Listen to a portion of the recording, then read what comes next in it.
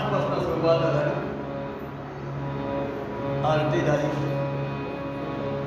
मंत्र दाखवला, भोजनही झालं. आता महत्त्वाचा विषय म्हणजे कीर्तन. आणि अशा कीर्तन प्रसंगी आजचे कवी, नाव नाही सांगत, पण आजचे कवी जो अभंग घेतला आहे ते कवी आमच्या पल्लीनाचा जो मागणं मागताय, नवे नवे असं मागणं मागतायत की माझं हे मन आहे ना, हे पल्लीनाथाच्या चरणी अर्पण होतं, रंगून जाऊ दे, तुझ्या चरणी रंगू दे असं म्हटलेलं आहे. माझं मन इतरत्र जाता कामा नाही आहे, कारण मन द्वार आहे. किती द्वार आहे? एके ठिकाणी असं म्हटलंय, मन हे ओढाळगू. आमचे रामदास स्वामी म्हणाले, मन हे ओढाळगू परधन पर कामिनी कडे धावे, यास्तव विवेक पाही कंठी वैराग्य कार्य वाढावे.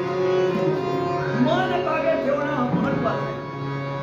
बाकी आपण इंद्रिय ताब्यात ठेवू शकतो, पण मन ताब्यात ठेवू शकत नाही. नको तिथे जाणारच नको त्यावेळी. साधं आपण जरी रस्त्यात जात असतो, काही संबंध नसतो, शेजारी गुलाबाची झाडाची बाग असते, आपला काही संबंध असतो का, आपण वाटतो तरी सुद्धा मन त्याच्यावरती जातं की नाही. आणि मनापेक्षा डोळे बापी. पुढे गेल्यानंतर एखादा भेटतो, बाबा ओळखीला काय त्याच्या बाहेर गुलाबाची फुलं आहे बघा, तिकडे गुलांनी वाटवं गेलेलं असतं. पुंडली हे डोळे बापी, आपले डोळे बापी. मन हे द्वार म्हटलेलं आहे. ओढाळगू, आत गेलेल्या शेतामध्ये जनावर तुम्ही हाकवलं तर दुसऱ्या दिवशी तिथे जायचं, तसं मन आहे. परधन पर कामिनीकडे धावे. आपला डोळा दुसऱ्याच्या धनावरती जातो ना, काय त्याच्यावर संपत्ती कमी नाही आहे, काय झालं केल्यानंतर असं पुन्हा म्हणतात काही कमी नाही आहे, आता त्यानं कष्टानं कमवलं आहे, आपला त्याच्याशी काही संबंध नाही. पण आम्हाला दुसऱ्याचं सुख बघवत नाही, सुख बघवत नाही असं म्हणतात. त्याचा वाटोळा, माझा वाटोळा झाला तरी चालेल, पण त्याचं भलं होतं कामा नाही. म्हणून एका ठिकाणी असे कवी म्हणाले की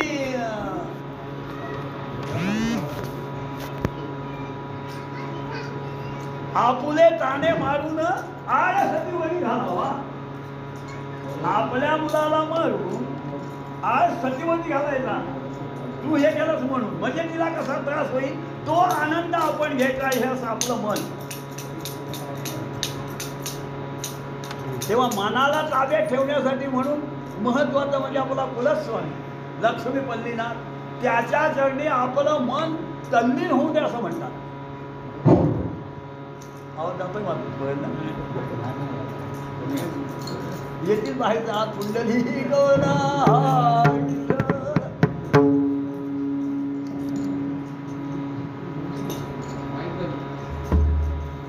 आणि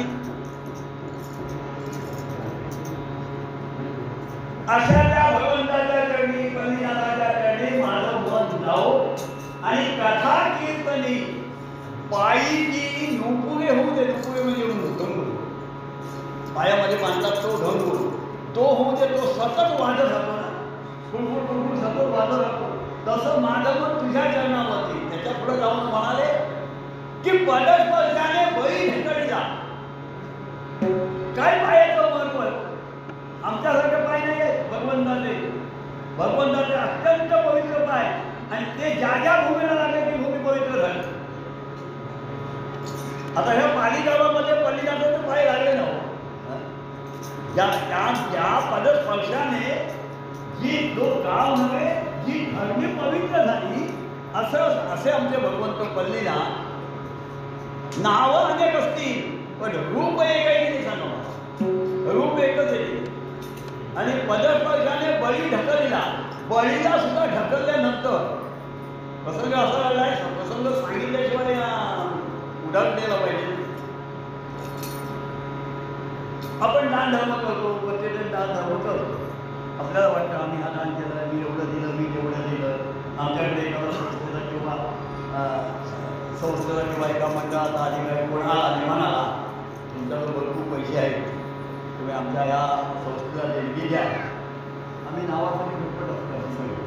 आम्ही देणगी देताना पहिल्यांदा त्याला विचारतो, आम्ही देणगी तुम्हाला देऊ, पण माझ्या वडिलांचं नाव, आईचं नाव, आजीचं नाव, बहिणीचं नाव, माझ्या मुलांची नावं, नातवांची नावं, सगळ्यांची घाली जाताना 100 रुपये देऊ. तुमच्याची सांगा आपण नावासाठी, नावामध्ये काय ठोकरी सार्थकतासाठी नसले, निर्धना कुबेर बदले नावाप्रमाणे वाया एवढं चालेल का नावा? नाव बंगाल आहे आणि आंघोळ नाही माय नाव, काय उपयोग त्याला? नावापुढे आहे ते सांगा ना. नावासाठी आपण धडपडतो, मला मोठा म्हटलं पाहिजे, मी मोठा आहे. तसं संस्थेमध्ये त्या संस्था चालकाला सांगतो मी 100 रुपये देईन देणगी, पण इतक्या लोकांची नावं घातली पाहिजे. तुम्ही नावं घालायला तो त्यांचं एवढे पैसे कमी घ्यायला नाही सांगा मला. हा देणार 100 रुपये. म्हणजे हे झालं कसं, एक नावे भगवंताला देईल का आणि बैठलं काय की जेव्हा मला यश दे, दान दे, धन द्रव्य दे, सर्व दे, सुख दे, आरोग्य दे, एका नावाला आपण देतो किती, पण भगवंत विचार करतोय की हा किती देतो याला महत्व नाही, कसं देतो याला महत्व. किती दिला याला महत्व नाही, कसं देतो याला, किती घ्यावं नाही देतो याला महत्व आहे. उगाच नाही कीर्ती पसरत. या पृथ्वी तलावरती आमचा बळी नावाचा राजा राज्य करायचा. बळी नावाचा राजा राज्य करायचा आणि प्रत्येकाला दान द्यायचं. दान दानशूर म्हणून त्याचं नाव प्रसिद्धीला आलेलं सगळीकडे. आणि असा एवढा हा दानशूर राजा दान केल्यानंतर किती पुण्य साठव. एकदा तुम्ही भुकेलेला पाणी, भुकेलेला अन्न आणि पाण्याला पाणी दिलं तर 100 यज्ञ केल्याचं पुण्य मिळतं. उदाहरण पाहिजे जसं भेटायला पाहिजे पोटी करून बघा, म्हणजे तुम्हाला कळेल. त्या भास्कर पाटलांच्या एका आले त्यावेळेला शेतामध्ये, त्यावेळेला पाणी मागितलं तो भास्कर पाटील मला कुठलं पाणी, तो एवढं गेल्यामध्ये पाणी आणि ह्यातलं पाणी तुला द्यायला मी एवढा वेळा नाहीये, मी एवढा वेळा नाही, मला दिवस काढायचा ह्या पाण्याला, एवढा गेळाभर पाणी आहे, ह्याच्यातून मला दिवस काढायचा आहे. तेव्हा महाराजांनी सांगितलेलं आहे त्याला की अरे बाबा असं करू नको, तहानेला पाणी भुकेलेलं अन्न दिलं ना की 100 यज्ञ केल्याचं पुण्य मिळतं. आम्ही नुसतं पुण्य पदार्थ पालायचं होतो, आम्हाला कष्ट काहीही नको. तसा राजा नव्हता. राजा रोज दान द्यायचा, रोज दान द्यायचा. पण धर्मशास्त्र असं सांगतं की एकदा दिलेलं दान दुसऱ्याला परत देऊ नये. एकदा दिलेलं दान परत देऊ नये. ह्याच्यात पुन्हा एक वाईट गोष्ट सांगतो. एक राजा होता. तो राजा रोज एक गाय दान द्यायचा. काय परिणाम होतात बघा. रोज एक गाय दान द्यायचा आणि एक गाय दान दिली. आता भरपूर गाय राजासारख्या आमच्यासारख्याच नव्हे, पण गाय दान देताना सुद्धा संवत्सर देतो. वासरा सकट दुसरी गाय अगदी म्हणतात तशी निपाळीची झालेली गाय नव्हे, आपल्याला पसंत परवडत नाही म्हणून नव्हे, दुसरी गाय दान द्यायची. रोज एका ब्राह्मणाला गाय दान द्यायची. कठीण आहे हो. आम्हाला केव्हा देताना तेवढी संकट वाटतं. भटजीने सांगितलं ना गोपदान दिलं पाहिजे म्हणून, मग आपण भटजीला लगेच एका बाजून विचारतो गोपदान म्हणजे पर्याय याला. आपल्या हिंदू धर्मामध्ये पर्याय आहे 100 रुपया. 100 रुपयात कोणी गाय घेऊन येतात का? मला तुम्ही सांगा, गाय दान देणं हे सुद्धा गोपदान सगळ्यात दान श्रेष्ठ. तशी तो राजा गाय देता, रोज एका ब्राह्मणाला गाय दे. पण एक दिवस असं झालं, आज गाय दान दिली, ती गाय ब्राह्मण घेऊन गेला आणि दुसऱ्या दिवशी ती गाय फिरत फिरत पुन्हा या राजाच्या वाड्यामध्ये आली. आणि ती गाय आल्यानंतर काही दिवसांनी तीच गाय दुसऱ्या ब्राह्मणाला दान दिली गेली. आता ह्याच्यात राजाचा काही बाप आहे का? नोकऱ्याला सुद्धा माहिती नसेल, इत्यादी गायी होत्या. ही दिलेली गाय परत आली. समजा नोकऱ्याला माहिती असते तर तो बोलला नसेल जरूर. आणि गाय मिळता हा ब्राह्मण फिरत आला. ज्याची गाय परत आली होती तो आला आणि राजाकडे गाय ती बघितल्याबरोबर त्या दुसऱ्या ब्राह्मणाला दिलेली गाय बघितल्यानंतर याला आठवण झाली, अरे ही गाय मला मागच्या महिन्यात दिलेली होती. तसाच राजा राजाला म्हणाला, राजा अरे काय तू दान शिवून गाय देतो म्हणतात ऐकलं, पण तू काय ही दान दिली गाय का दिली? अरे ही गाय मला तू दिलेली होती. राजा म्हणाला, काय मला कळताना नाही त्याला राजाचा माल पाव आहे का? पाप नाही तरी सुद्धा काय केली गेली. पण ब्राह्मण तो ब्राह्मण काय खाला ब्राह्मणाला मला दान दिलेली काय तू परत दान दुसऱ्याला दिली शाप देतो तुला. आता तो ब्राह्मण पण होता शाप द्यायला. आम्ही शेजारी किती वाटोळा म्हटला तरी होणार नाही का आमच्याजवळ ती तपश्चर्या नाही. शाप द्यायला तुला पुण्य लागतं जेवढं पुण्य खर्ची पडतं. आपलं नवं शाप देताना सुद्धा पुण्य खर्ची पडतं. पण ती आपल्याजवळ तपश्चर्या वेगळी आहे. ती तपश्चर्या आपल्याकडे नाही. त्या पूर्वीच्या लोकांकडे ऋषीमुनीकडे होती म्हणून त्यांनी शाप दिलेले खरे ठरले. नाही तर आम्ही 50 वर्ष एका गावात जातो 50-60 वर्ष आणि दरवर्षी नमस्कार करायच्या पाळण्यात नारळ घालायचा एका बाईचा मूल होत आहे तिच्या गावात तो नारळ पाळण्याचा लागली दुसऱ्या वर्षी मूल होतं असं म्हणतात. तर झाल्यानंतर बुवाला नमस्कार करायचे. बुवाला नमस्कार केल्यानंतर बुवाने आशीर्वाद द्यायचा अष्टपुत्र सौभाग्यवती भो. 12 वर्ष झाली बुवा येतो बाईची मूल नाही नारळ नको पण येत नाही. हा का नाही झाला? आशीर्वाद किंवा वर देताना किंवा शाप देताना आपल्या गाठीला पुण्य पाहिजे.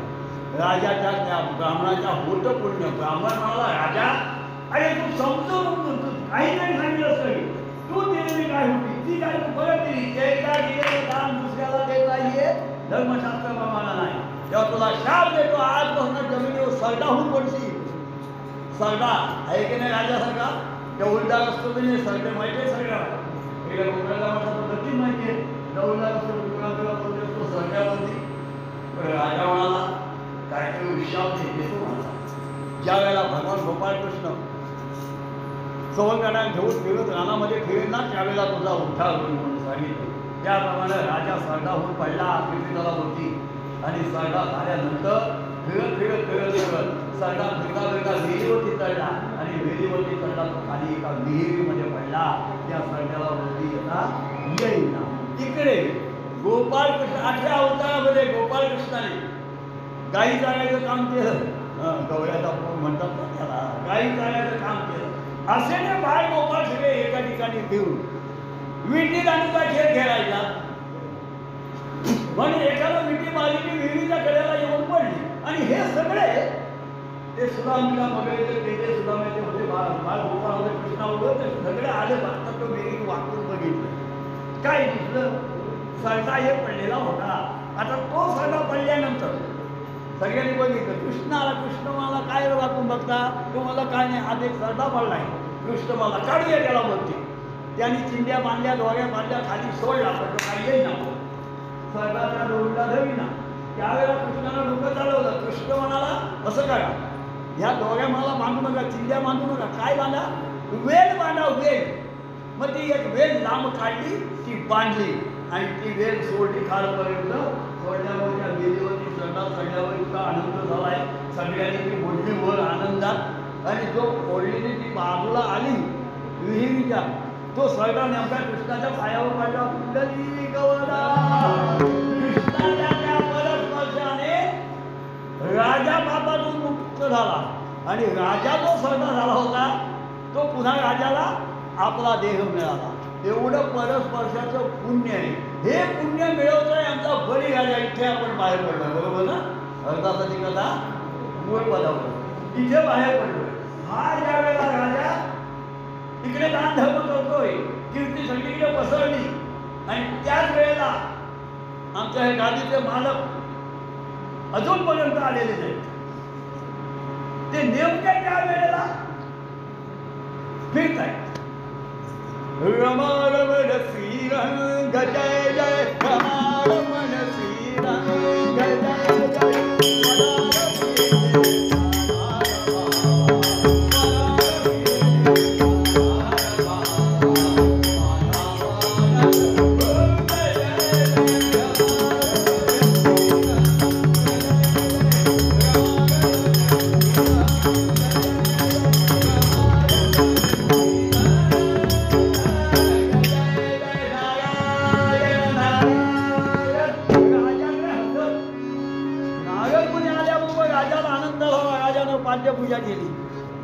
मुलींना म्हणाला कुठे गेले होते, मला नाही इकडे झालो होतो.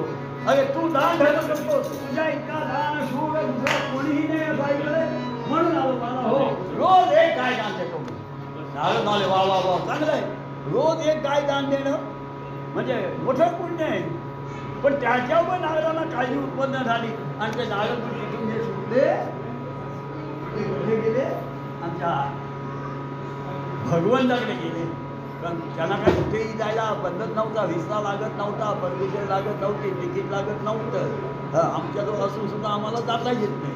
का वे नाही तिकीट मिळालं नाही, कुठे गवला हा येतो. त्याप्रमाणे आम्हाला नारदांना काही लागत नव्हतं. नारद भगवंताकडे हजर. भगवंताने विचारलं का नारदा सकाळी येणं केलं. नारद मला काय सांगू, मला पृथ्वी तलावरती सगळं ठीक आहे ना, पण तू तिखंडामध्ये भ्रमण करणार म्हणून तुला सगळं ठीक आहे. पण म्हणाला तुमच्या खुर्चीला धोका आहे. एवढं ऐकलं माझं. भगवंत म्हणाले माझ्या खुर्चीला धोका. हो माझ्या तुमच्या खुर्चीला धोका आहे. कसा? एवढा एक पृथ्वी तलावरती पुण्यवान आहे, इतकं पुण्य जमवलंय की हा पुण्यात्मा उद्या या तुमच्या खुर्चीला दावा लावू शकेल. या गाडीचे मालक आहोत, खुर्ची आम्हाला मिळाली पाहिजे. कोण कसा चालत आलेला आहे, खुर्ची आम्हाला मिळाली पाहिजे हा दावा लावू शकतो. मग ब्रह्मदेव म्हणाले काय करू. अरे काय करू नको, त्याच्या पुढं जाऊन त्यानं आता 100 यज्ञ करायचं पुण्य कमवायचं ठरवलंय. मोठा यज्ञ ठरवलाय. म्हणजे ठीक आहे, त्या यज्ञामध्ये जाऊन त्याच्या हातून यज्ञ पूर्ण होणार नाही असं काहीतरी करा. भगवंत म्हणाले ठीक आहे. आणि भगवंतानी काय केलं,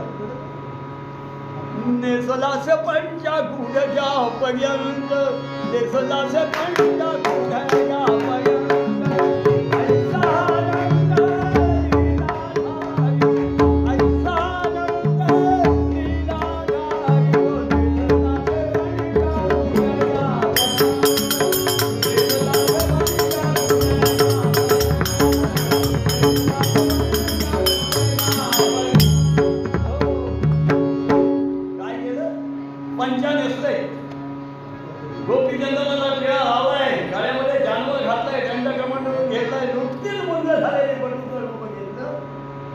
राजाच्या दरबारामध्ये यज्ञाची पूर्ण आहुती झाली. ऋषी मुनी सगळे आलेले, आपण आणलेलं नव्हते, बोलवून नव्हते आणलेले, आपणहून आलेले. राजाकडे गेलं पाहिजे असे ते सगळे ऋषी मुनी, गर्गमुनी सगळे. आणि असे ते ऋषी मुनी गाडी जगा वाजले, सगळे ऋषी गटात बसले, पर्यटन बसतात आणि राजाची मंडळी सगळे पर्यटन पूर्ण आहुतीची वेळ काढली. आणि ज्या वेळेला पूर्ण आहुती होती त्याच वेळेला हा बटून मंडपामध्ये प्रवेश केला. काय केलं हो, नुसता प्रवेश केल्याबरोबर सगळ्यांचं लक्ष त्याच्याकडे गेलं. एवढं बघितलं, एवढं तेज भगवंताच्या मुखावरती. आणि भगवंताने काय केलं माहिती का, नुसते बसले. राजालाही आनंद झाला. राजानं पाठ्यपूजा केली. भगवंत कसा याचं उत्तम उदाहरण, त्या बळीराजाची वृंदा नावाची मुलगी होती. बळीराजाची वृंदा नावाची मुलगी. भक्तानं इच्छा प्रकट केली की तात्काळ देणारा हा भगवंत दुसरा कोणी नाही, म्हणून त्याला दान सुरू केलं. हे एकंदरीत रूप बघितलं त्या बटूचं, तर तेज मुखावरती बघितलं आणि त्या वृंदेच्या मनामध्ये शंका चाटून गेली. वृंदाच्या प्रजाजनामध्ये बसले आणि तिथे बसलेले असताना शंका चाटून गेली. अरे वा वा वा वा, एवढा सुंदर मुलगा, काय दिसायला झकास मुलगा आहे, असा मुलगा मला व्हावा. मनोमन प्रार्थना केली भगवंत. भगवंत म्हणाले तथास्तु. आता तथास्तु म्हटल्याबरोबर काय झालं, त्या वृंदाचे त्या लग्न झालेलं नाही, वयात आलेली आहे पण लग्न झालेलं नाही. अशा वेळेला त्या वृंदाच्या स्तनातून दुग्धधारा व्हायला लागल्या. दुग्धधारा व्हायला लागल्यानंतर कपडे भिजल्यानंतर ती ब्रह्मन देवाला म्हणाले, देवा काय आपण मनामध्ये इकडे तथास्तु म्हणाले, मातृत्वप्रधान झालं. ती म्हणाले असं माझं लग्न व्हायचं आहे, लोक मला काय म्हणतील, लोक हसतील, देवा आवरा ते आवरा. भगवंताने माया काढून घेतली आणि माया काढून घेते. वृद्धा तिथेच बसलेली आहे. ज्या दुर्गधारा वाहत होत्या त्या थांबल्या त्यावेळेला. आणि इकडे राजा म्हणाला बटूला पाद्यपूजा केली आणि राजा बटूला म्हणाला, हे बटू महाराज, मी प्रसन्न आहे तुमच्यावरती, तुम्हाला काही पाहिजे असेल तर मागून घ्या. बटू म्हणाला, मला तसं काहीही नको. राजा मला नाही, मागितलंच पाहिजे. मी एवढं द्यायला तयार आहे ना, मी देतोय ना, मागावंच लागेल असं म्हटल्याबरोबर बटू मला धन नको, दौड नको, काही नको. तुम्हाला जर द्यायचं नसेल तर मला फक्त 3 पावलं जमीन द्या. राजा मला काय मागणं मागितलं तर मी केवढा मोठा, मी केवढा राजा आणि माझ्यावर मागताना 3 पावलं जमीन. भगवंत म्हणाले मला काही नको. ह्या बटू सांगतो मला काही नको, फक्त 3 पावलं जमीन द्या, बाकी मला काही नको. एवढं म्हटल्यावर राजा मला दिली म्हटल्याबरोबर दिली. हे म्हटल्यावर शुक्राचार्य कोणी पोरगायला बसले होते. ते म्हणाले, राजा ह्या बटू साधारण दिसत नाहीये, तेव्हा ह्याच्या सगळ्या मागण्या मान्य करू नकोस. राजा मला नाही, आजपर्यंत मी कुणालाही दान द्यायला मागं बघितलं नाही. एकदा दिलेला शब्द मी पाळलाय, तेव्हा मी भूमी देतो म्हटली त्याप्रमाणे ह्याला भूमी देणार. बटू म्हणाला, तू भूमी दे, पण मला पहिल्या वचन दे. वचन दे, संकल्प सोड, माझ्या हातावरती पाणी सोड दान दिल्याचं. राजानं कमंडलू घेतला आणि कमंडलू घेतल्यानंतर राजानं ह्या ऋषीमुनीचं असं ऐकलं नाही. हो, शुक्राचार्यांचं सुद्धा ऐकलं नाही. म्हणून त्यांनी काय केलं, कमंडलू घेतला आणि राजाच्या बटूच्या हातावरती पाणी सोडणार. हा राजा ऐकत नाही. बघितलं त्यावेळेला शुक्राचार्य सूक्ष्म रूप धारण केलं आणि त्या कमंडलूच्या टोटीमध्ये जाऊन बसले. टोटीमध्ये जाऊन बसले तर राजा हा बटू साधारण बटू दिसत नाही. टोटीमध्ये आता पाणी खाली पडे ना, आता खाली पाणी पडे ना. आपलं होत ना सर चहाच्या किटल्या गोष्ट होत, आमच्या इकडे हॉटेल होतं तेव्हा असायची ती, म्हणजे त्याला 5-6 दिवसांनी काढ्या घालून ती टोटीची साफ करून चहा पाडायचा. तसं राजानं काय केलं, एक दळप घेतला आणि त्या दळप त्या कमंडलूच्या टोटीमध्ये घातल्यानंतर शुक्राचार्य डोळा फुटला आणि शुक्राचार्य बाटकन खाली हातावरती पडले. आता पाणी पडलं ना, दान दिलंच ना, आता कुठे 3 पावलं जमीन दे. राजा मला एवढं ना देतो. आणि बटूनं काय केलं माहितीये, राजानं 3 पावलं जमीन मागितली. राजा मला बट महाराज पावलं दाखवा. अहो, पहिल्या पाऊल टाकल्याबरोबर सगळी पृथ्वी घासून टाकली. भगवंत सगळी पृथ्वी घासली. एका बरे भूमी भरोरी मोरी, एका बरे भूमी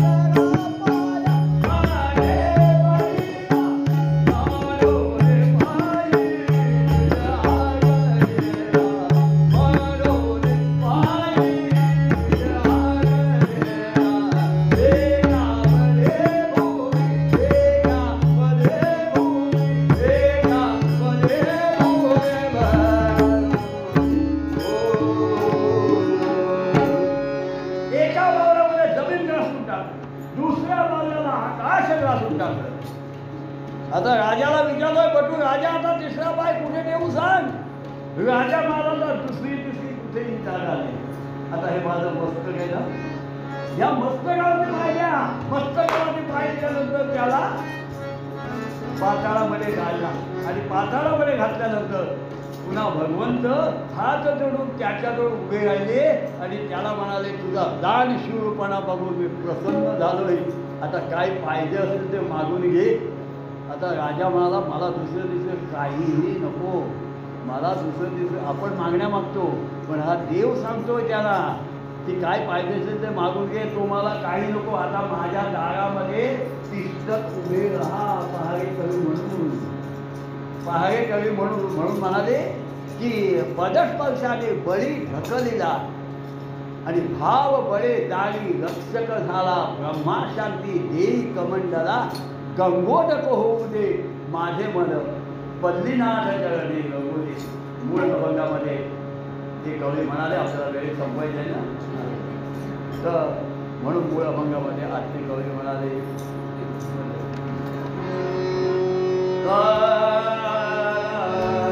माझे मन पल्लीनाथ चरणी रघु दे.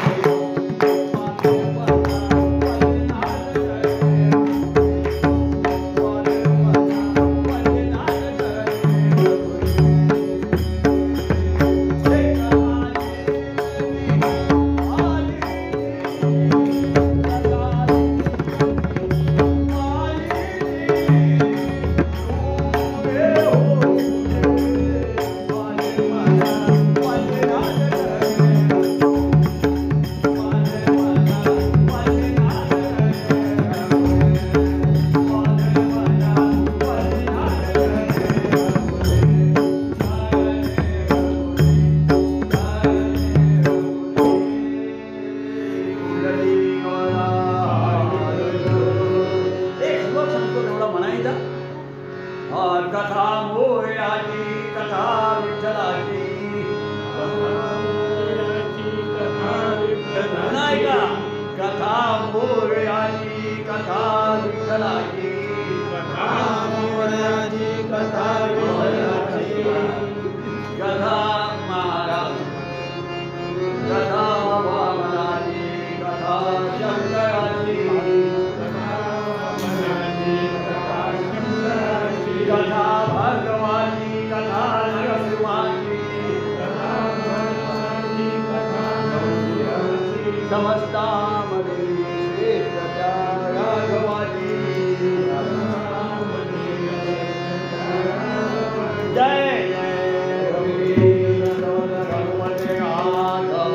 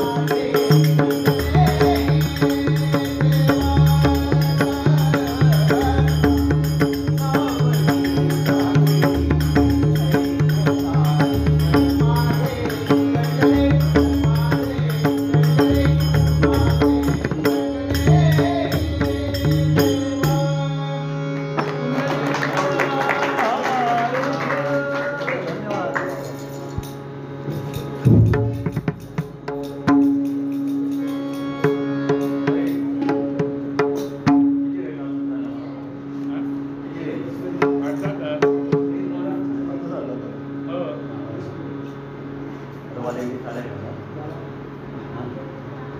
बघा पडतात त्या मला विषय गेला 2-2.5 पर्यंत सगळं 2 पर्यंत हो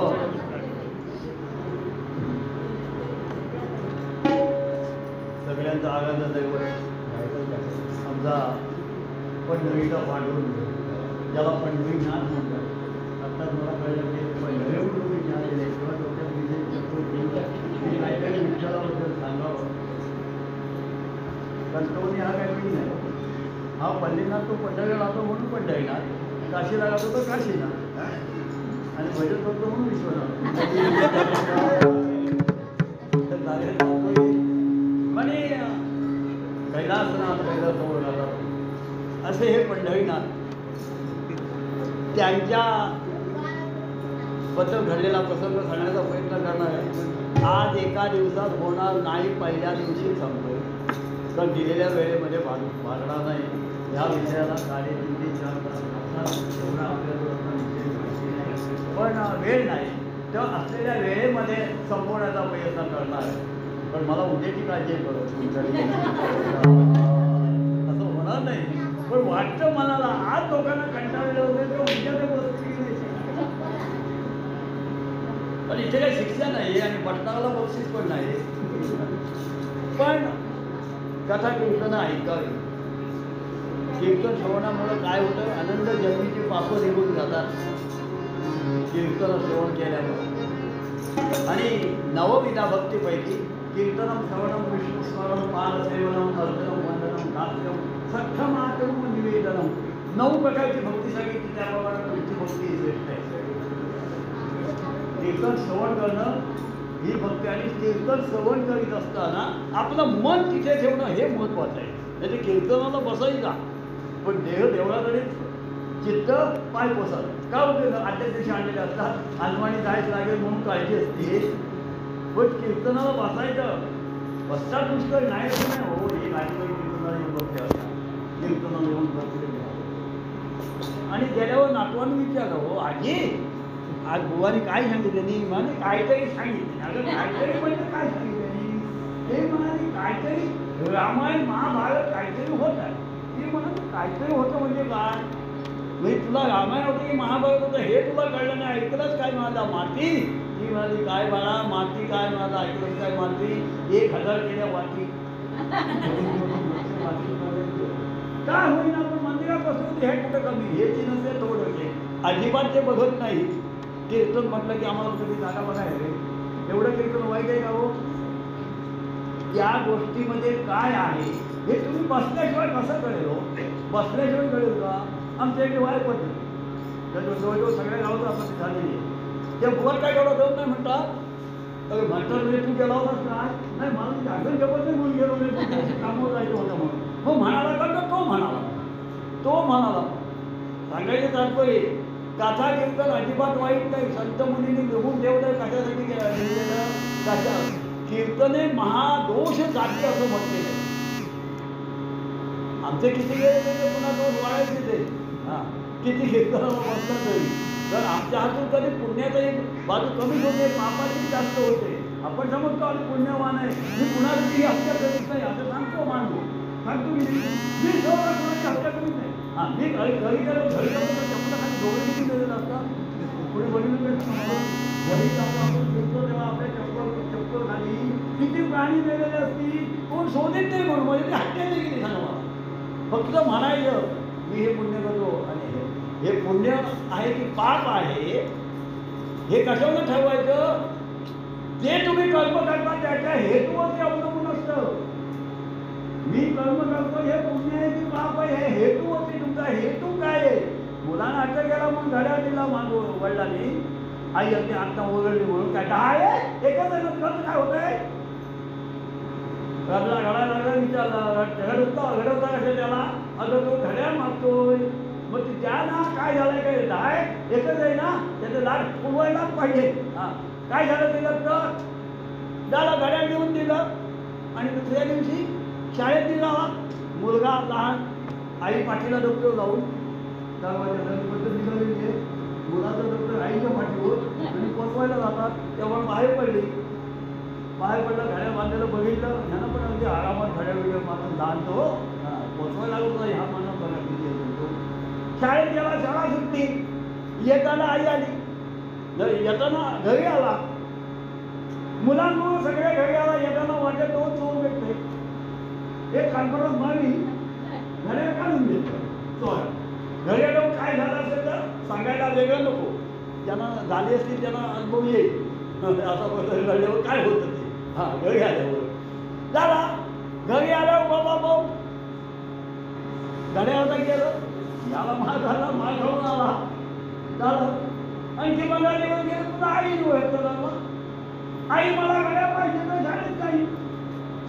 आई माझी परवा काय झालं, परवा मार झालाय ना, आज अजिबात घड्याळ मिळणार नाही. त्याला दोघांचं भांडण, तो रडायला लागला, बाईनं अंगात नावाचा आरो कशा घडवून देईल त्याला, ती मध्ये आलो तो घड्याळ मागतोय म्हणून मग, आणि घड्याळ देऊन का उपयोग आहे का, परवा बघितलं ना काय झालं ते. गेलं ना घड्याळ, मुकही कॉन्फरन्स झाली ना, तो मला काय झालं, आता लाडक्या बहिणीचे पैसे येतात दे घड्याळ, एक दिवस काय झालं, तुझी काय पेन्शन कमी आहे आता, देऊन टाक, झालं. घड्याळ घेतलं, दुसऱ्या दिवशी आणि निघाला आरामात. आता घड्याळ आलं, आरामात बाहेर निघाला, बाहेर आईनं बघितलं, घड्याळ बांधून निघाला बाबा, झाला, कानाच्या खाली 2 आवाज काढले, घड्याळ काढून घेतलं. आईनं कॉन्फिडन्स मारली, बरोबर, चोरांनी पण कॉन्फिडन्स मारली. चोरांचा हेतू काय होता, जे कर्म करीत असताना हेतू महत्वाचा आहे, पाप की पुण्य त्या तुमच्या हेतूवरती समजायचे. कॉन्फिडन्स मारली चोरांनी घड्याळ मिळावं म्हणून, आईनं कॉन्फिडन्स मारली मुलाला संकट येऊ नये म्हणून, घड्याळ परत जाऊ नये म्हणून घड्याळ काढून घेतलं. यावेळेला आपण डॉक्टरकडे पेशंट देतो तेव्हा डॉक्टर सांगतात ऑपरेशनशिवाय पर्याय नाही. ऑपरेशन करता हत्या कृती की कापणं ही कृती असते की नाही, हत्या म्हणजे हत्याच असतं, हत्या थोडंच आहे. आणि दुसरा खून करतो एखाद्याचा, त्याचा हत्या तेच आहे, कापणं हा. पण दोघांचे हेतू वेगळे की नाही सांगा. खून ज्याचा करतो ना, जो खून करतो त्याचा हेतू काय असतो, समोरचा मेला पाहिजे. डॉक्टर ज्यावेळेला ऑपरेशन करतो त्यावेळेला डॉक्टरचा हेतू काय असतो, पेशंट जगला पाहिजे. सांगायचं तात्पर्य की तुमच्या हेतूवरती पाप की पुण्य असा एक पाप पुण्याचा विचार करून चालणारा होता. आणि रामभद्र राजाकडे ब्राह्मणांचा आदर होतो असं त्यानं ऐकलं होतं, म्हणून हा ब्राह्मण निघाला. येता येता येता वेळ सकाळची,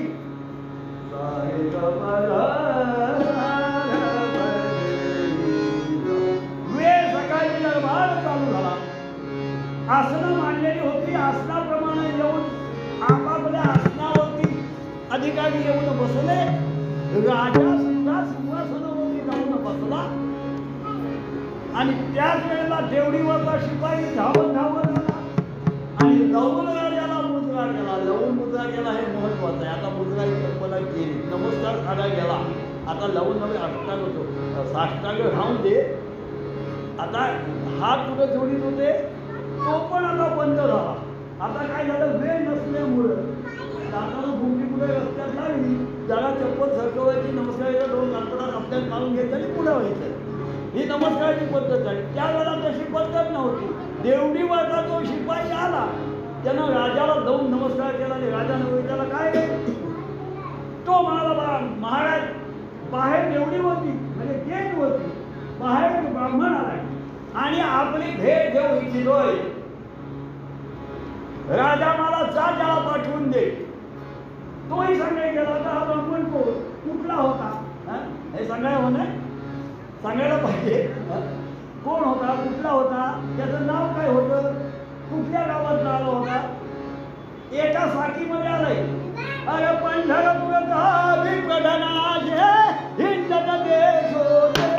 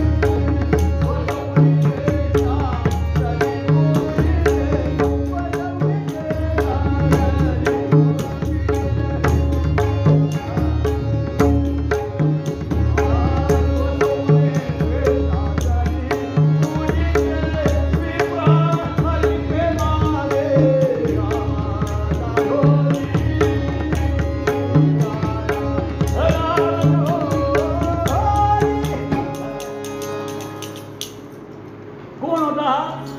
पंढरपूरचा विप्र धनाशे. पंढरपूरला राहणारा विप्र म्हणजे ब्राह्मण, त्याचं नाव आहे धनाशे. आता नाव धनाशे, गरीब ब्राह्मण, प्रामाणिकपणे सेवा करावी, कुणाची एकादशी करावी, कुणाचा अभिषेक करावा, पूजा करावी. पण त्या गावामध्ये काही भरपूर मिळकत होत नव्हती, दिवशी चालत नव्हती. अशा वेळेला बायका जगाला लावतात. घरात बसून टाकता त्या बायका गावाला जा, 4 पैसे मिळतील. तेव्हा ते बायकोचं ऐकावं लागतं म्हणून हा पण निघाला. याने विचार केला, आपण पण जावं त्या गावात दुसरी करावी, इथल्यापेक्षा तिकडे लोक जास्त मिळेल. या न्यायाप्रमाणे निघाला. येता येता राजाकडे बातमी कळली, म्हणून राजाच्या दरबार हजर. राजा म्हणाला, तुम्ही काय जाता हो? चौकशी केली. कुणी कडले? माझे पंढरपुराला. नाव काय? माझे धनाशे. राजा म्हणतो, अरे कवी, पण नाव धनाशे सांगतोय, पंढरपुराला आहे म्हणून सांगतोय. ठीक आहे, बरं तुम्ही काय जाता? तो मला काय नाही करून विचार, काय नाही करून विचार. त्या काय कष्ट करतो, पूजा करतो, आणखी मला कुणाचे काय देव बांधायचे बसतो, सगळं करतो. काय नाही, लग्न लावतो, मुंडी लावतो, सगळं करतो. आणि दुसरं म्हणजे मी पुराण वाचतो. मी पुराणिक आहे. आठवते ना वर पुराण वाचणार. मी पुराण वाचतो. मला कुठलं वाचता? तो म्हणाला, मी गणेश पुराण वाचतो, शिवपुराण वाचतो, आणखी सुद्धा एक वाचतो, पण त्याचं नाव आता मी पण सांगत नाही. कुंडली नाव काय? पुराण वाचतो. पण ठीक आहे, आमच्याकडे पुराण सांगायला उद्यापासून याला. आमचे जे पौराणिक होते ना, ते गच्छंती झालेले, तेव्हा त्यांची जागा इथे रिकामी आहे. तुम्ही राहणार हो, राहणार हो. कारण हाला कुठे काय घरी सांगितलं होतं. पुराण वाचायला राहायचं. आता पुराण वाचायला राहायचं म्हटल्यानंतर राजाने आतमध्ये निरोप दिला, बढती जेवायला, म्हणजे पौराणिक जेवायला आलेले आहेत, अगदी दुपारच्या भागू नका, हा जरा व्यवस्थित स्वयंपाक करा. झालं. इकडे पाकखान्यामध्ये भोजनाची तयारी झाली आणि राजाने ब्राह्मण दोघेही जेवायला बसले. इकडे वाढव झालं आणि राजा मला करा सुरुवात. राजा आमच्या हातात सुरू काय हो, वरदी कवर घेता नाम घ्या श्री हरीचे, सहजा होते नाम घेता भुगाचे, जीवन करी विद्वा अन्न हे पूर्ण ब्रह्म, उदर भरण हे धान्य यज्ञ कर्मला पार्वती. आता करा सुरुवात, असा राजा म्हणाला ब्राह्मणाला. आणि भोजन झालं. आता भोजन झालं, महत्वाची वामकृषी. हा, वामकृषी. राजानं वामकृषीसाठी जागा करून दिली, गाडी घालून दिली. आरामशीर ब्राह्मण झोपला आहे, आरामशीर. आणि राजाही भोजन झालं. आणि राजा थोड्या वेळानं ब्राह्मणाकडे गेला आणि ब्राह्मणाला म्हणाला, ब्राह्मणा तुम्ही आता इथे राहणार, पुराण वाचलं मला हो, त्या फेर फटका मारायला त्याला गावामध्ये. ब्राह्मण मला येतो ना, त्यात काय नाही उपयोग काय होता, पुराण उद्या वाचायचं होतं, संध्याकाळची वेळ. राजानं त्या ब्राह्मणाला घेतला आणि राजा आणि ब्राह्मण फेर फटका मारण्यासाठी मधून निघाला. तो कुठे निघाला होता? राजानं स्वतःहून अत्यंत मौल्यवान दागिने, म्हणजे रत्न जडित असं एक सिंहासन तयार केलं होतं आणि एक मंदिर, सुरेख असं मंदिर बांधलेलं होतं. राजाला त्या ब्राह्मणाला ते मंदिर दाखवायचं होतं. त्या मंदिराचं नाव आहे रासाई देवी. राजाचं आराध्य दैवत रासाई देवी. ते रासाई देवीचं मंदिर दाखवायचं म्हणून राजा ब्राह्मणाला घेऊन आला. देवळा भोवती पुष्पवाटिका, देवळा भोवती पुष्पवाटिका, लता मंडपी अलौकिका, नंदनवन हिंद्रा देखा, देवतांचे भसे. राजा त्या सभामंडपाच्या बाहेर आला, मंदिरामध्ये आला आणि ब्राह्मणाला विचारलं, ब्राह्मणा ही बाग कशी काय वाटली? ब्राह्मण मला वाचू दे, स्वतः करून घेतले, स्वतः करून घेतले. राजाला हंपणा जागा झाला. ब्राह्मण मला ठीक आहे, राजा तुझ्याकडे असतील फुलझाडे असतात काय? विचारतो ब्राह्मणाला. ब्राह्मण मला आम्ही सुद्धा फुल झाडं लावतो, पण शेजाऱ्यांची फुलं काही ठेवली नाही, दांडे तेवढे ठेवतात. फुल झाडावर 100 रुपये मिळेल असं तिथे मला फुल झालं. राजा मला स्वतः बोलवून घेत नाही. ठीक आहे, आतमध्ये आला. आणि आतमध्ये आल्यानंतर राजा विचारतो, ब्राह्मणा हे खांब बघितलं मंदिरात? हो बघितलं. असल्या तुमच्याकडे नसतीलच, असल्या तुमच्याकडे नसतीलच, पण स्वतः बनवून घेतले. कसं काय वाटलं? वा सुरेख. सभा मंडपात आला, ही लादी कशी काय वाटली? तेव्हा कर्नाटकवाले नव्हते. हे राजा मला खास माणसं बोलवून लादी बसवली. जरा पुढे पुढे ती घंटा बघितली, एवढी मोठी घंटा बोलती, वायला घंटा. राजा विचारतो, घंटा कशी ब्राह्मणा वाटली? ब्राह्मण मला माझ्या डोळ्यात भिडले ही घंटा बघितल्याबरोबर. ह्याच्या तुमच्याकडे नसणार. ब्राह्मण मला आमच्याकडे एवढे, आमच्याकडे पाणी घालतात, जास्त कोण केवढं मागणी तेवढा त्या घंटा द्यायला. पण असते मला नक्की असते. पुढे गेल्यानंतर राजा मला ब्राह्मणा समोरचं सिंहासन कसं वाटलं? ब्राह्मण मला वा सुरेख, असं तुमच्याकडे कुठेही नाही मिळणार. राजा खात्री करतोय, नाही मिळणार मला. ठीक आहे, असतात त्याकडे मला. ब्राह्मण मला असतात, पण एवढी मोठी नाही, नसणार एवढी मोठी. स्वतः बनवून घेतलं. आणि सिंहासन पण तसंच होतं. कसं होतं मध्यमामध्ये रत्नजडित सिंहासनी वैसरी, हे रत्नजडित सिंहासनी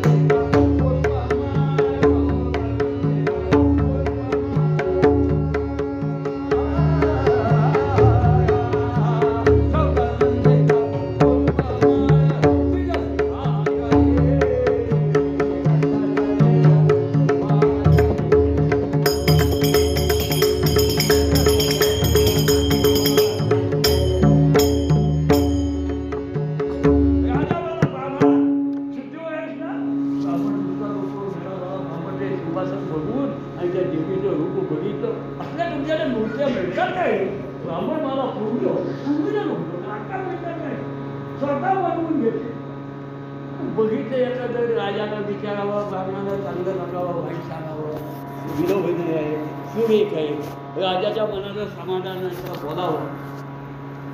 हे बघितल्यानंतर राजा प्रश्न विचारायचा थांबला. आणि ब्राह्मण मला महाराज इतकं वेळ तुम्ही बोलला तर मी उत्तर दिली. आता मी तुम्हाला एकच प्रश्न विचारतो, त्याचं उत्तर तुम्ही द्याल. राजा मला काय, अरे एक काय 100 विचार, माझ्यासारखं हे वैभव कुठेही मिळणार नाही. ब्राह्मण मला ते सोडा, पण मी सांगतो मला एकाच प्रश्नाचं उत्तर द्या. षड जाऊ अजून नाही पाहिजे पंढरपूर, अजून नाही पाहिजे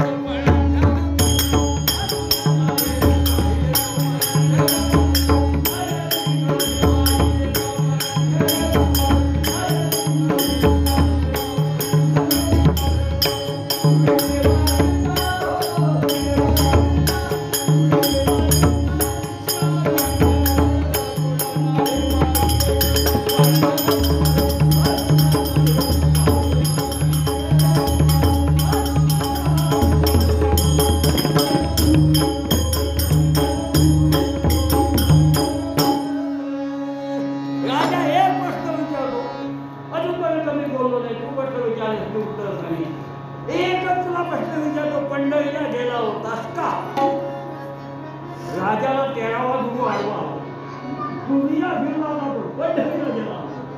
राजा म्हणाला नाही बा. ब्राह्मण मला तळीच, मला तळीच म्हणजे नाही, मला तळीच तू असं म्हणतोस. आपल्या रासायनिकच्या कौतुक सांगतोयस मला. इकडलं सगळं मला मनापासून विचारले, इकडे झाडं अशी असतात का, खांब असे असतात का. राजा मला असं काय आहे तुमच्या पंढरीला? ब्राह्मण म्हणाला काय आहे पंढरीला, ऐकायला येईल ना. तुला ऐकायचं विटेवरचा हो विटेवरचा शारंगड नयने काले पाहिले का पंढर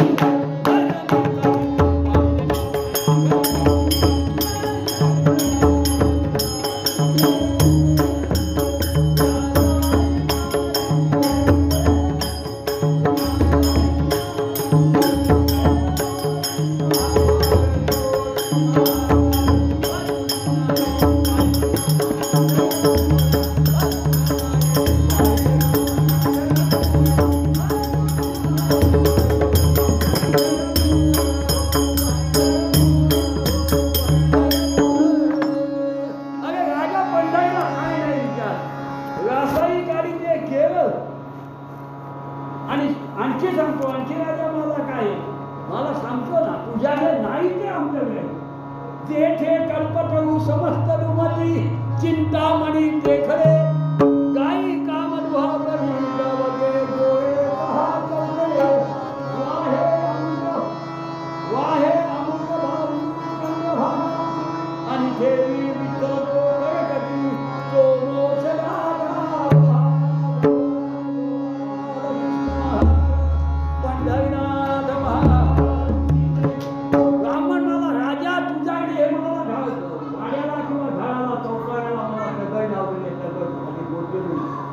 राजा मला ब्राह्मणा तुझ्याकडे मला आमच्याकडे सगळे पविस पणसाचे मला तो सगळीकडे पविस म्हणा राजा म्हणाला ब्राह्मणा हे पविस वगैरे हे स्वर्गातलं वर्णन आहे पंढरीला गेला जायचं ना मी सांगतो ते सगळीकडे पविस आणखी मला काय सांगतो हे गोठ्याच्या चौथऱ्याला लावलेले सगळे पविस आहेत आमच्याकडे आणि तुमच्याकडे वाटेन जाताना सगळे दगड बोलते खेळता लागतात आमचे उठतात राजा मला तुमच्याकडे आमच्याकडे चिंतामणी खडे सगळे अरे चिंतामणी खडे स्वर्गातलं वर्णन आहे ब्राह्मण म्हणतो राजा पंढरी लागेला नाही ना मी सांगतो ते बरोबर आणखी पुढं काय आणखी सांगतो जेथे कल्पतरू समस्त दुमती चिंतामणी ते खडे गायी कामधुवा म्हणजे आमच्याकडे म्हणाला या अशा तुमच्यासारख्या म्हणाला मजदुरे गाई जास्त पुष्ट मग तुकडे नाही साडाला धोकरला तरी थेंब काढला नाही अशा नाही नुसती इतक्या प्रकारे करायची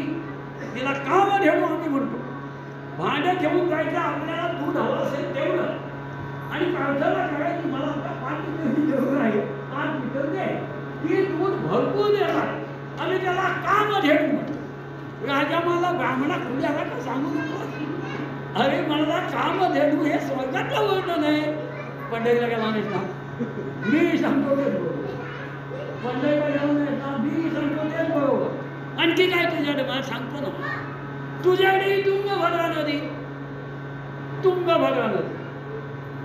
वाळवंटात उपडी झोपला तरी बेंबीला ठेव लागला नाही आमच्याकडे टॅक्स दिलं मला तुमच्याकडे आमचे मला चंद्रभागा नदी बघायला वाहे अमृत जीवने भरून या अरे अमृत नुसती तुळंब भरून जाते कधी आणत नाही अमृत वाहतंय अमृताची नदी जणू राजा मला ब्राह्मणा वेड्यासारखा सांगू नको अरे अमृताच्या नद्या स्वर्गात का ऐकतात असं चिंतत आता ऐकलंय असतात अशा पटेला नाही एवढं मग मी सांगतो आणखी मला सांगतो रासाई काढीते केळ रासाई काढीते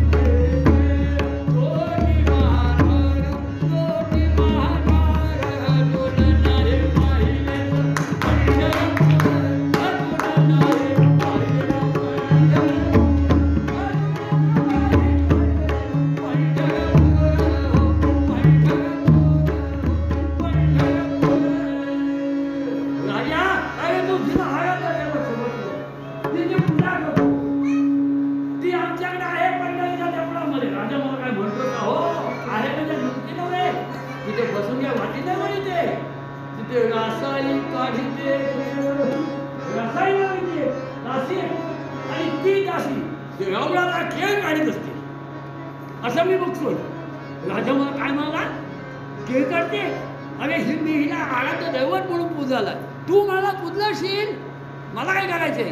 पण मी बघितलं ते सांगितलं, पंढरीला आहे ते मी बघितलं ते सांगितलं, ही तुझी देवी, तिला पुस्तक ती खेळ काढायचं काम सांगितलं ते पंढरीला. राजा म्हणाला, राजाला वाईट वाटलं. राजाला वाईट, कुणाला वाईट वाटलं नाही? आपल्या कुलधर्माबद्दल, आपल्या कुलदैवताबद्दल एखादा बोलला तर वाईट वाटतं की नाही? वाटतं की नाही? नाही म्हणा.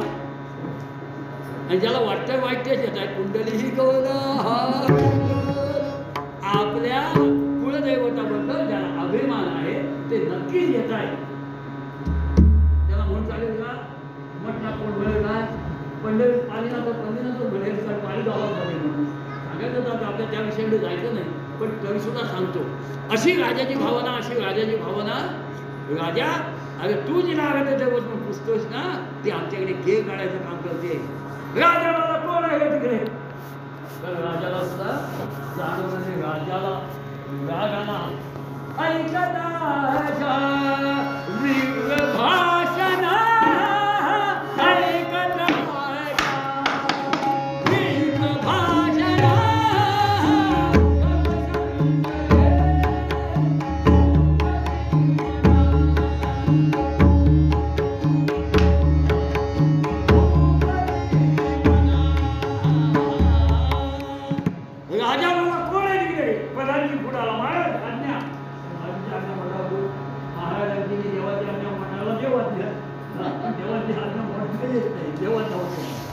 आणि राजा मला काय नाही म्हणाला. ब्राह्मणा आजच्या आत्ता घोड्यावरती बसायचं, माझ्या बरोबर घोड्यावरती बसायचं आणि आत्ताच्या आत्ता पंढरीला निघायचं. ब्राह्मण मला ठीक आहे, काय घडवलं ते घडवलं, शेवटी लाभा आणि तुझी देवता. आणि ब्राह्मणाने देवामध्ये भरोसा ठेवला. अरे अश्वगजा सैन्य ठेवूनी भूपती निघता.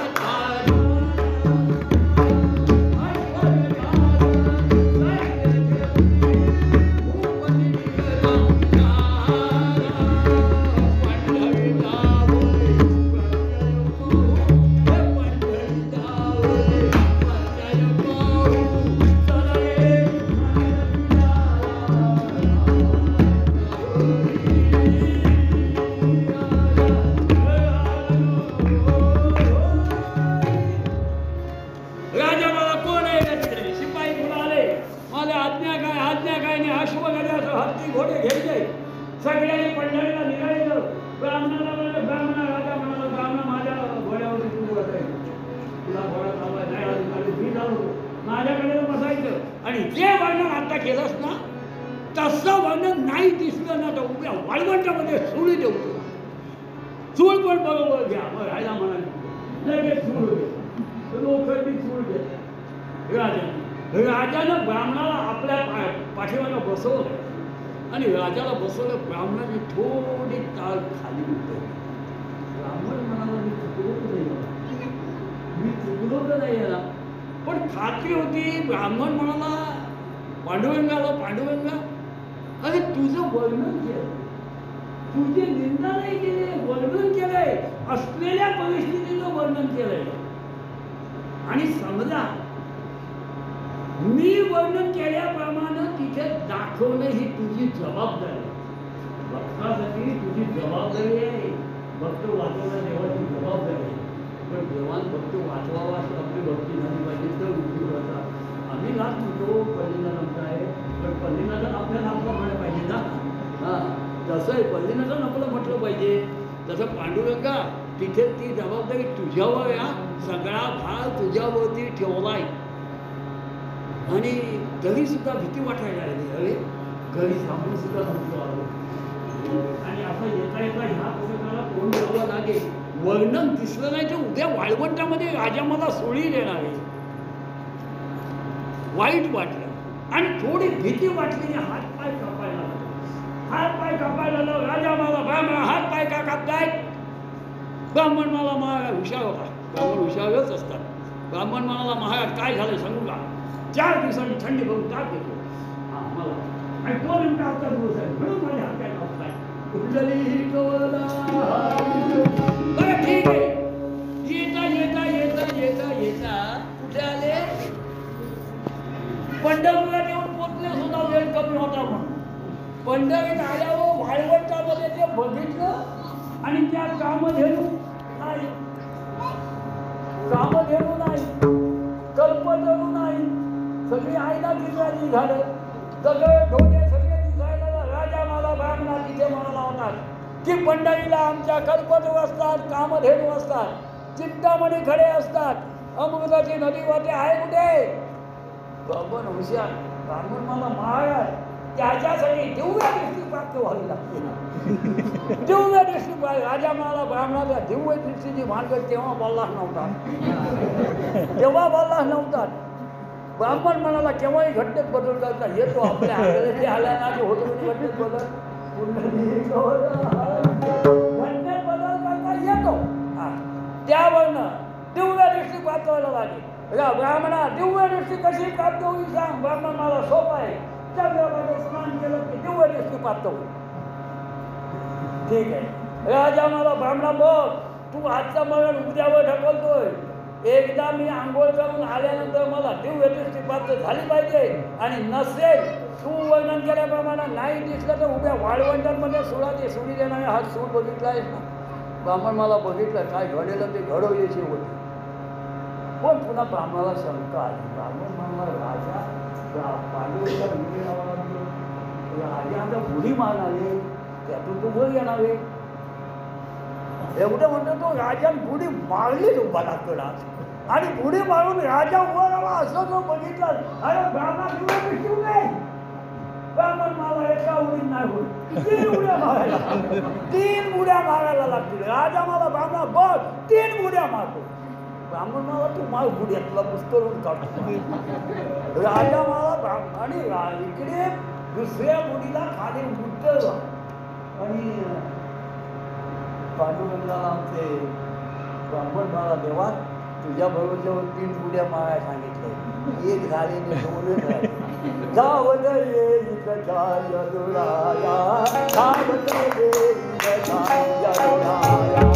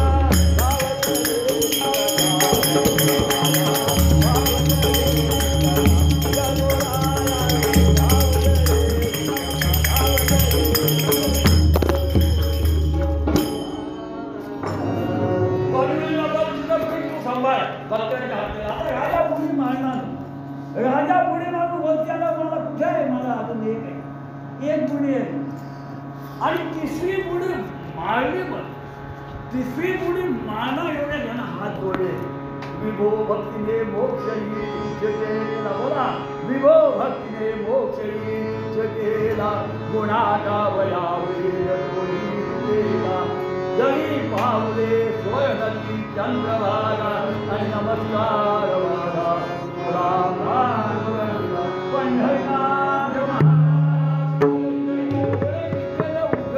राजा वरती आला, आणि राजा वरती आल्यावर राजानं बघितलं हो ट्रिप्स इन बदलला. ऐना किंद्राची झाडं होती ती सगळी कल्पतरूची झाडं दिसतात. ब्राह्मण म्हणाला आपण सुद्धा आंघोळ करा. सुडी दिनांत पायोसर नको मारू राजाबरोबर हां उडी मारू नका उद्या नाही तर म्हणेल बुवाने रात्री सांगितले नाही 3 उड्या मारल्यावर दिव्य दृष्टी प्राप्त होते म्हणून फक्त मागायचे. आणि राजाने ब्राह्मण दोघांना दिसले.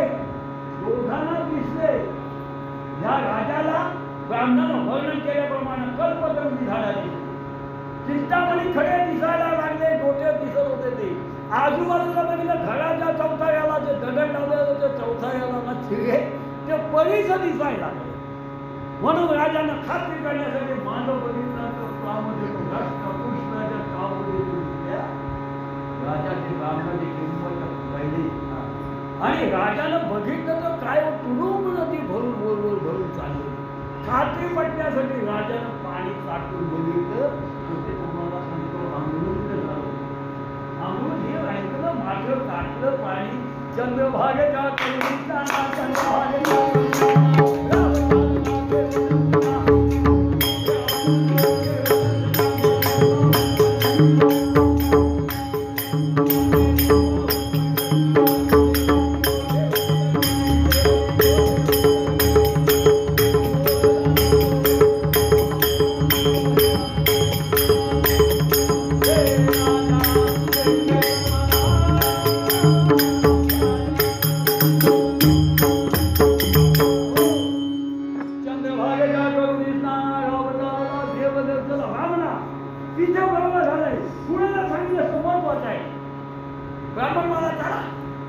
ब्राह्मणचे काय होईल ते घडवले शेवटी.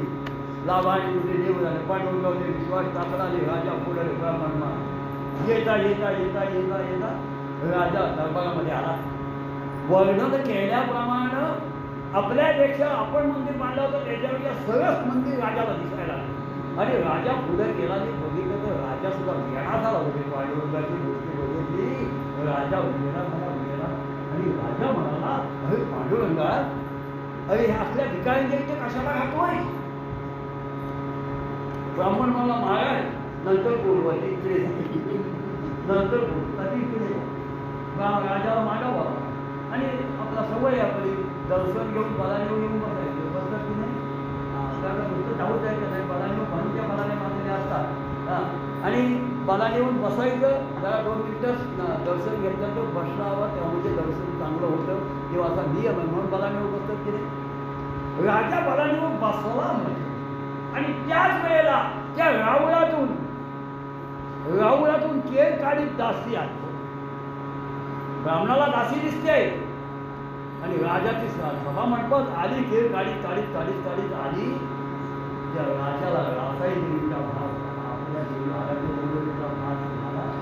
आणि भास झाल्याचं ब्राह्मणाची किंमत कळली. आणि ब्राह्मण म्हणाला राजा मला ब्राह्मणा तू सांगितल्यावर सगळं वर्णन आहे. आता फक्त मला एकदा पांडुरंगाला नमस्कार करून आणि पांडुरंगाला नमस्कार केला.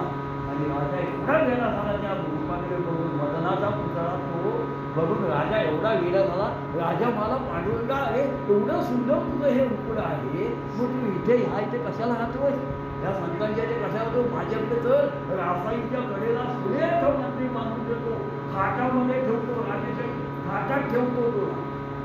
पांडुरंग म्हणाले आपला नियम आहे. माग म्हटलं की द्यायला पाहिजे. आता वर माग मागले माणूस असा त्या आमच्या ब्राह्मणांना हा वर मागितला. ब्राह्मण पैसा झाला पांडुरंग आणि काय करायचं. पांडुरंग मध्ये मी येईल पण त्याच्यासाठी 3 अटी कुठल्या नेतापंथी भूमी ठेवला राहिले त्या ठाया. पहिली जिथे मला नेशील तेव्हा जिथे ठेवशील तिथे राहील. म्हणजे मला इथून आता आपल्याकडे नेशील घटना नाही जमायची. जिथे ठेवशील तिथे राहील.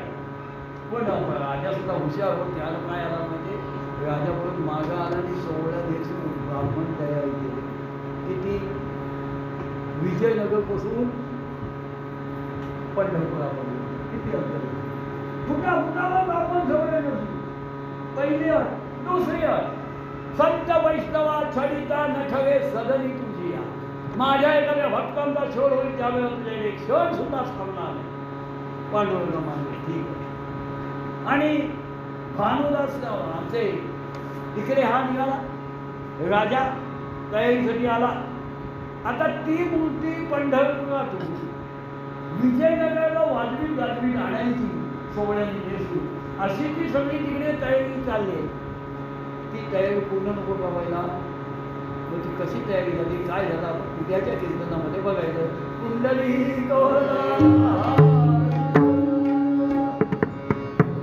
आणि पुढं बघा सांगितल्याप्रमाणे आपलं तन त्या परिणामाच्या जेवढे आपण करायचे.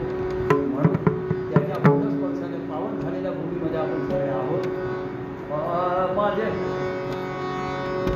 माझे माझे गोरचरणी